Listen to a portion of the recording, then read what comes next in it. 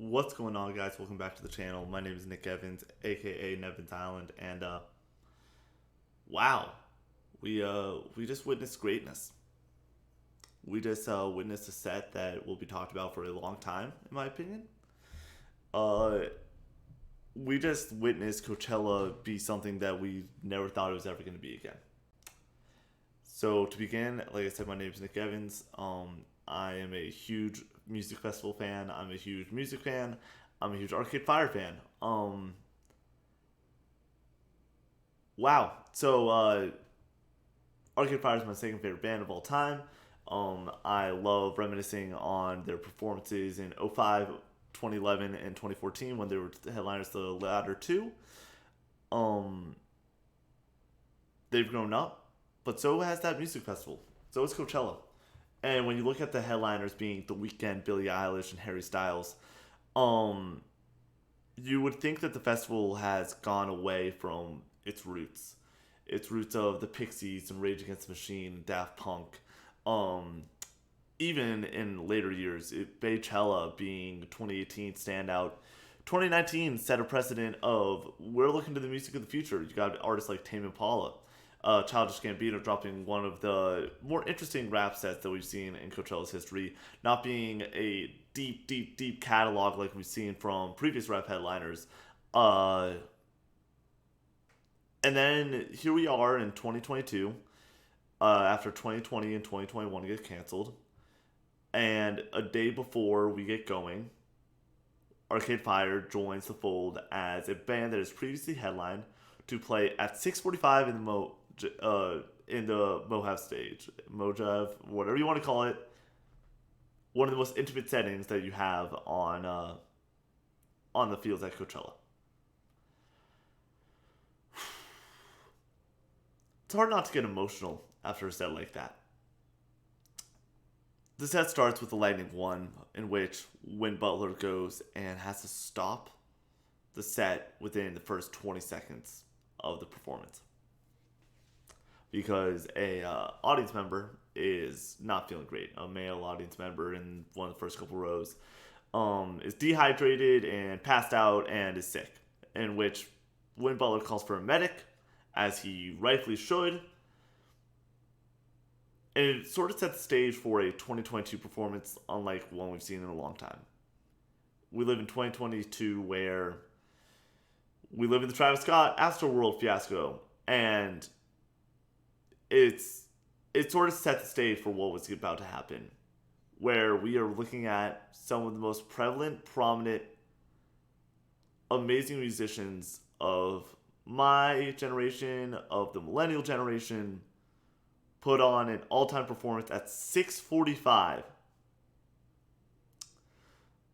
Yeah. Damn. That's crazy. It's the Lightning 1, the Lightning 2 off their new record that comes out in about 20-ish days. They absolutely shred after that little jump start, little false start at the beginning. As it is just, it's difficult. It's a difficult song. It's very difficult to get through, and not difficult to get through. It's a really great song, but immediately you after like the false start to go and kick into the Lightning 2 and have it be as bombastic and radical as it is on the studio versions. It's awesome. And then what do we kick into but Neighborhood 3? A song that I really wish that we had the extended version to, that they played in 2011, but I'm just a fan. That they're playing more stuff off of Funeral than they have in the previous couple shows that they've done for Ukraine relief. Power Out 3, Into Rebellion Lies, the 1-2 punch that they've had for decades now, still shreds like it did in 2004.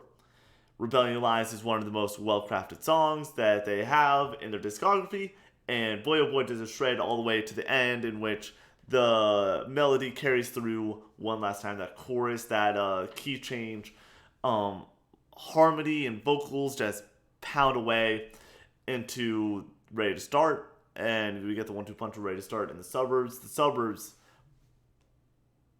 probably the best performance of the Suburbs that they've ever done, which is saying something because it's one of the best songs ever written. how cathartic, how reminiscent, really sets the stage for the rest of this set, where we get Win Butler at his most vulnerable. We get to see an audience return to Coachella after 3 years to see a headliner, a two-time previous headliner, perform an all-time great song and have that artist be destroyed over the last 3 years in the same way I think a lot of people are. Wearing his heart on his sleeve, saying that he wished that all the walls that they built in 2020 would finally fall. That that it meant nothing at all. That these past 3 years meant nothing. He wished that were the case. And that it's hard. It's been a hard couple of years. He's mentioned that multiple times in the set. And the change is really hard, but you got to do it. Then we kick into My Body's a Cage, one of the breakout hits from the show Euphoria. They really threw that song back on the charts for them. Great song, great instrumentation. The silhouette work of the lighting is gorgeous on Win Butler. The giant bass drum that gets played beside him is as epic as ever. And that is the halfway point of the song. Not of the song, of the set. We're at song number 7. What do we kick into but Afterlife? No Reflector. Really a decision to have Afterlife and no Reflector. I like Afterlife more than I like Reflector, just to start there. So I was happy that this was the song that came from Reflector. And man, was it killer. It was killer. The backing vocals as great as ever. To see Win not just be in the crowd, but the stage dive was awesome and epic as it should be.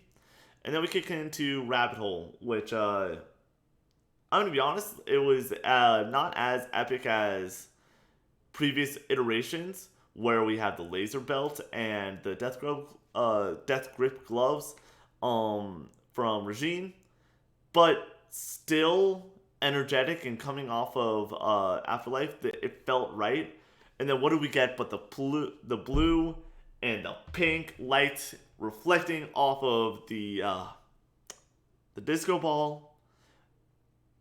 And now that we head into the back half of the set, Sprawl Mountains Beyond Mountains, I think we also get one of the best renditions ever from Regine. Not using the overhead mic, but I don't know if it wasn't working. She had one on her, wasn't using it, having a handheld mic, getting all of her vocals. She wasn't dancing as much as she normally has been over the past few years while she's singing. She just zoned it in and delivered a unreal performance of that song. And then we get Everything Now, and one of the best performances of Everything Now ever. Strong vocals, strong backing vocals, amazing percussions, a crowd that is very involved in a way I didn't expect them to be for a song off of that record. And it was great. It was definitely one of the best renditions of that song to date, and one that I think a lot of people will look back on as one of the strongest of their discography because of that rendition. And then this was the highlight, I think, for a lot of people of the set. If The Suburbs was not. Because I really believe that The Suburbs was one of... Well, I might talk about that a bit more, but we get the first recorded version of the new song Look Out Kid, Unconditional One, in which the start of the song starts, and in the first verse, Win breaks down. And I think that this is why this set is as important as it is, as cathartic as it is, as poignant as it is, and as emotional as it is, and as legendary as it will become.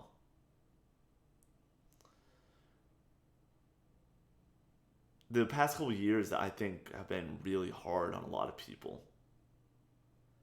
And I think in the year 2022, where we are now at Coachella, the most overproduced, all happy, go lucky, put my face on Instagram festival that there is on this planet. To see a 42-year-old man who just had his birthday break down on stage as he goes and performs a new song as the penultimate song before the set closes. Saying that it's okay to be sad.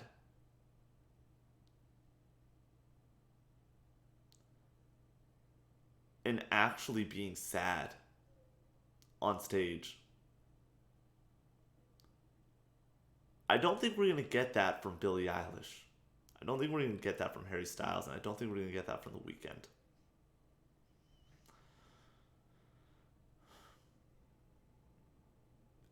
Unbelievable song. The snippets of it, they said it's going to be a new single that's coming out soonish before the album releases. The snippet, I was not that entertained. I actually really appreciated the one snippet of the string section that we get for about like 10 seconds in the song, that bridges it to like the final verse or chorus. I need to listen to the song a couple more times. I'll listen to it 3 times total now before I shot this video, just to really make sure I have my opinion set on this. It's amazing. It's one of the best songs I've ever written. It's poignant. Dude, I feel like it's so easy to be like, hey, it's okay to be sad. But the way it's prefaced into a father saying that to his son, a mother saying that to his son, prefaced in the world, and that's why The Suburbs being as great as it was makes this song that much better. It amplifies this song. Saying that we have gone through 2020, and I feel like there's a lot of people, including myself and including a lot of people that I know, that just like, oh yeah, 2020 was what it was, and I'm okay now. But you're not okay. You're still sad, but it's 2022 now. Coachella, baby, let's go. But you're still sad. To take a moment and be like, it's okay to be sad. And as a parent, or as anyone, a friend, someone in a relationship, a family member, to say, I'm going to love you unconditionally, no matter how you're feeling, no matter how you screw up. I think now more than ever is more poignant than ever. And I think it's done extremely well in the lyrics of this song. I'm really excited to see the studio version of the song. And then we kick into the finale of Wake Up, in which Win Butler didn't want to even leave the stage. Yeah. That song shreds, as it always does. But I think the more poignant point of that is we're talking about a Arcade Fire that once closed out Coachella with a ball drop of hundreds upon hundreds of white balloons that are lit up. Huge balloons that are lit up. And instead, we have what we have now, which is an intimate set at 6:45. Showing that the days of great indie music are still alive and well. And you can be as epic as ever through the emotions. It doesn't have to be through the emotions and through the damn music. Pardon my French, through the fucking music. You like, are you kidding me? We didn't need, and they brought it with some of the spectacles, like I said, with Sprawl 2 and with Power Out and Rebellion having crazy pyrotechnics, crazy lights and everything, but to just bring it, like that's the other thing. They didn't bring out the laser belt for Rabbit Hole, which I was like, oh, that's a missed opportunity. That would have been epic, but like, I think there's a reason they didn't do it. Was they were like, we're just gonna bring it so hard with the music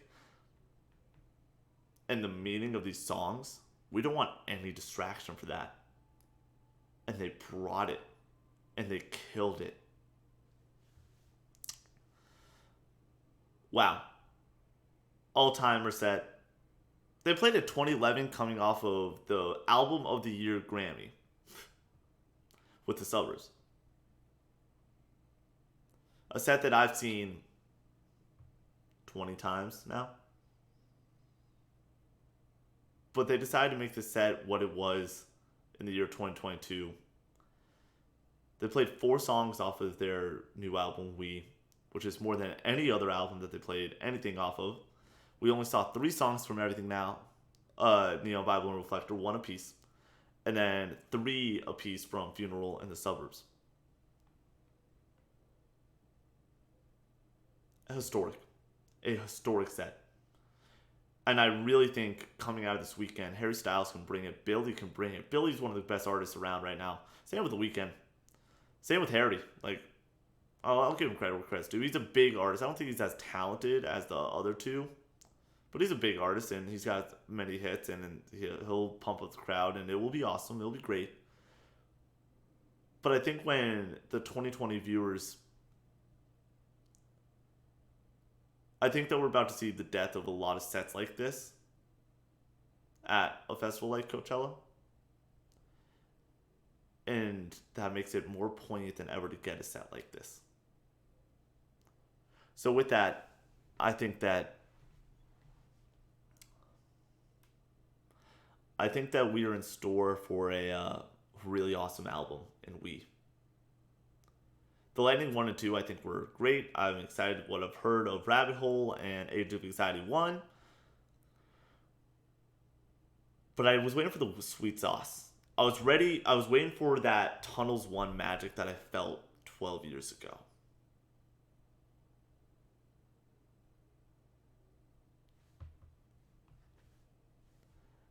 And I don't know if there's a song that is giving me that magic in the past 10 years. I don't know if there's a song that is giving me that magic since I've heard that first song on vinyl. Oh, wrong side.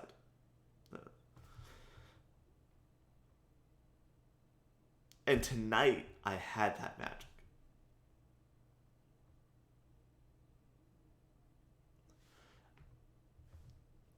The Lightning 1 and 2 are some of my favorite Arcade Fire songs. Same with Rabbit Hole. When I saw it live 2 weeks ago, it was unreal. But Unconditional One, Look Out Kid, I think will resonate with me for the rest of my life. In the same way that Suburbs does. Same way that the Tunnels 1 does. Where you're able to, as you grow, continue to change where you are with that song. I remember leaving high school with the Suburbs, and it had a different meaning from the first time I heard it while I was in high school and in middle school. Unconditional One, I'm excited to have with me forever, because the first time I'm hearing it is live at a Coachella set, in which the last couple of years have been a lot harder on people than people are willing to say right now. And that's talking about someone that loved 2020 for themselves.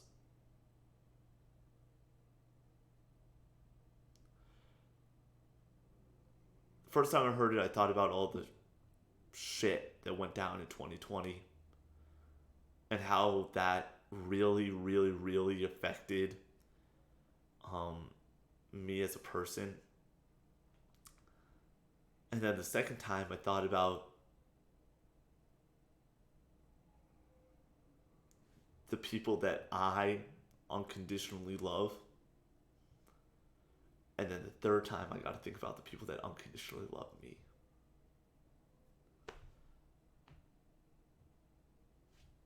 I think Arcade Fire really delivered. I really do. In an hour set. And I'm going to say this now. I've already sworn in this video, so I'm going to swear more. I fucking can't wait till they headline again. Because they're going to fucking headline. They're going to headline.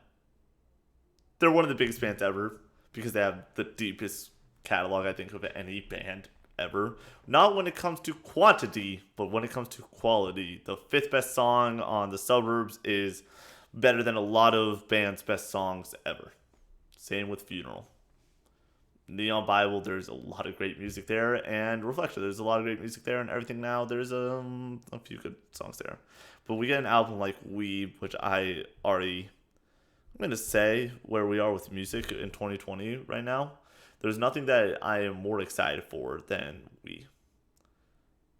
And that's now coming from someone, once again, that was really, really, really, really nervous about this album, especially coming off of Everything Now and Reflector. I think it has a chance to be better than both of those albums and Neon Bible. And I think it has a chance to win Album of the Year.